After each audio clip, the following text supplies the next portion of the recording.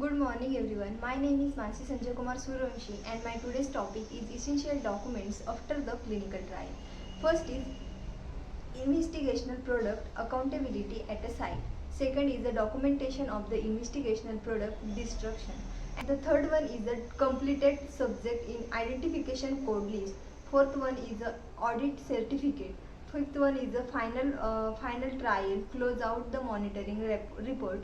This one is the treatment allocation and the decoding documentation. And seventh one is a clinical study report. Then first one is a investigational product accountability at the site. In that, to documents that the investigational product have been used according to the protocol, and the two documents the final accounting of the investigational product received at the site dispensing to subject and returning by the subject and return to the sponsor. Second is the documentation of the investigational product destruction. In that, to documents destruction of the unused investigational product by the sponsor or at the site as per regulation guidelines. One is the complete subject identification code list to permit identification of the all subject enrolled in the trial in case follow-up is required, and list should be kept in the confidential manner and for the agreed upon time. Then fourth one is the audit certificate if available.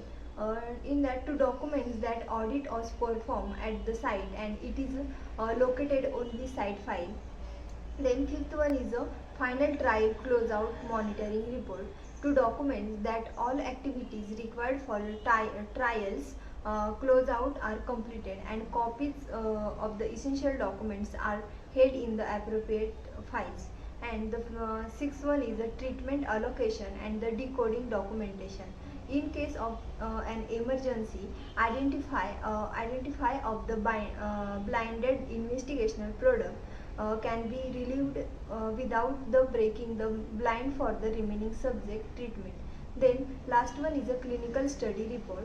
The clinical and the statistical description, presentation and the analyze are the fully in a single report. And finally, if it is not written down, it did not happen, and it is not documented, it does not exist. Thank you everyone.